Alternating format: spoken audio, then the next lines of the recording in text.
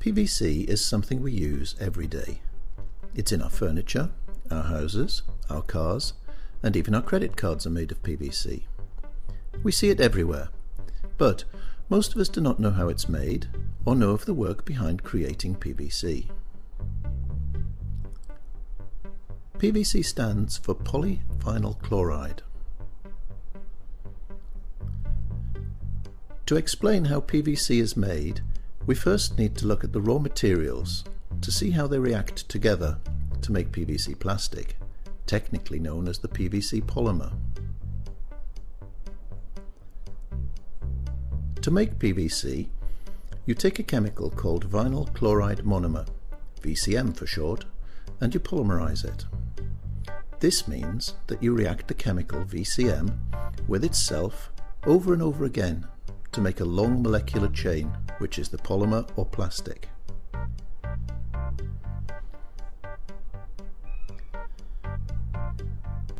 Making VCM is complicated. Usually, you first react together the chemicals ethylene and chlorine. This gives you the intermediate chemical called ethylene dichloride, or EDC. This process is called chlorination. It is this intermediate product that will then be used to make the vinyl chloride.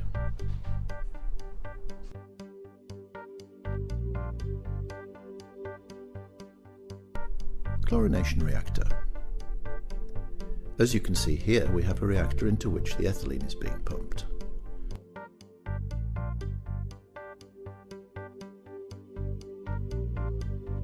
You can see the pipe with the ethylene as it is covered in ice, because the temperature of the ethylene is below zero.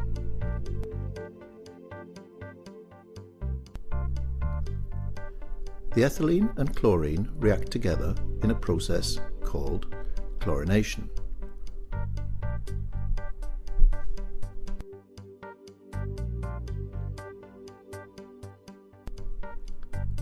This second process is called oxychlorination.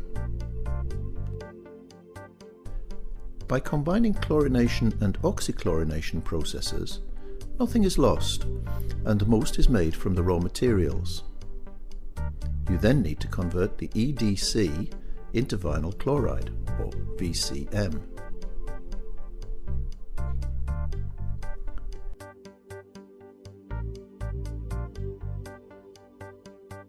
Cracking EDC in the furnace. The EDC is heated in a furnace in a process called cracking.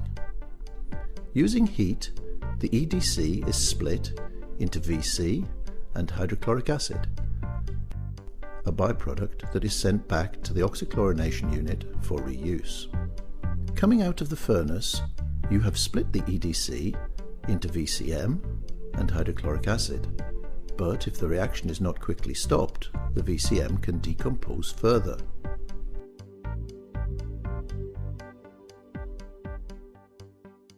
Quenching. In order not to degrade the VCM, the heat needs to be removed very quickly. This is called quenching.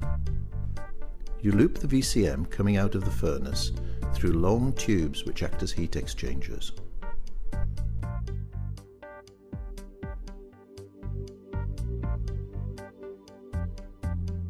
Cooling water. This process of cooling during quenching, as well as during chlorination, requires large quantities of water. The water is cooled in cooling units and recirculated into the process. This also explains the water vapour in the air that some people could mistake for smoke, which is in fact simply heat being released through water vapour.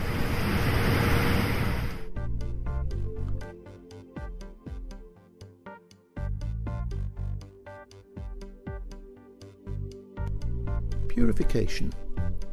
The VCM is then purified in distillation columns and is then piped for storage in large metal spheres. These distillation columns are easily spotted as they tower over the plant.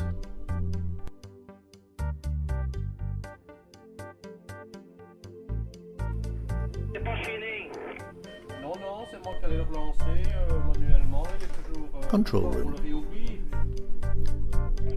The VCM process is continuous, non-stop, 24/7, contrary to the polymerization of VCM, which is done in batches.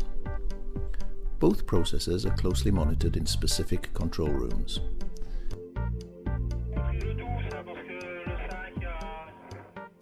The whole process is highly automated, and human intervention is essentially to control the process and to maintain and clean the equipment.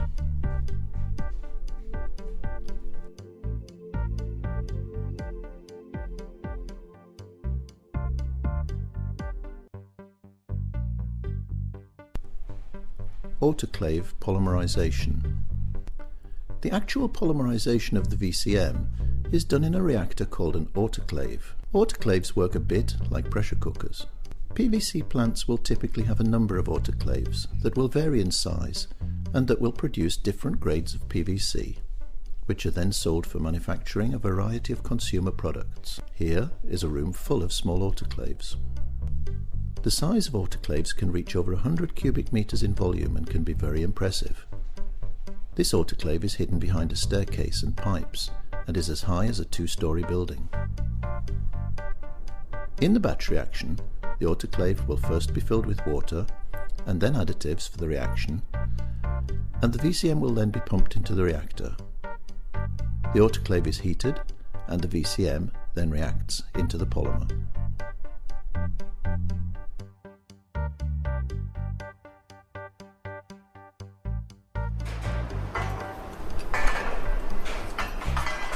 Stripping.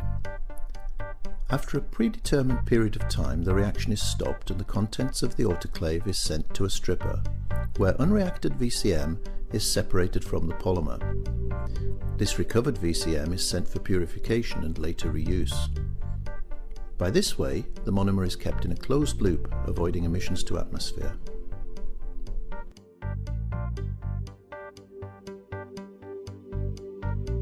Centrifuging. The PVC is now a slurry. The next steps are a bit like drying wet clothes. The PVC needs to be dried, first in a centrifuge, which is similar to the spin cycle in a washing machine. It removes excess water.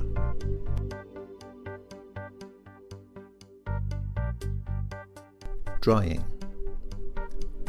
Then the process goes through a hot air dryer. The size of the dryer varies. Here you can see a large dryer that processes approximately 500 tons of PVC a day. At this stage you can see the PVC as a fine white powder.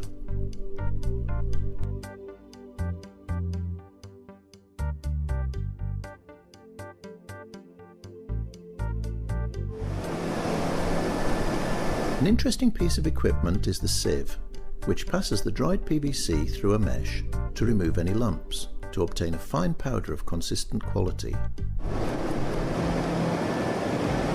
Here you can see a sieve and someone examining the filtered PVC through a control door, which allows samples to be taken to monitor quality standards.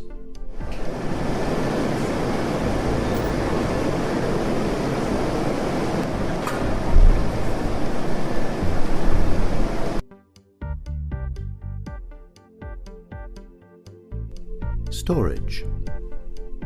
The VCM storage spheres are remarkable because of their distinctive shape and the fact that they are generally very visible when you see a VCM plant.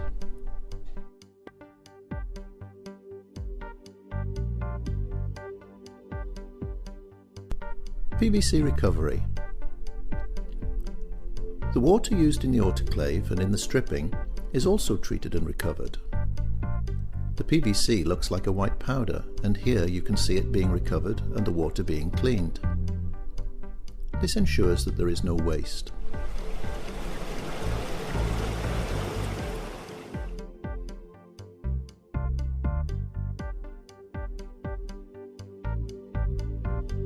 Packaging and dispatch.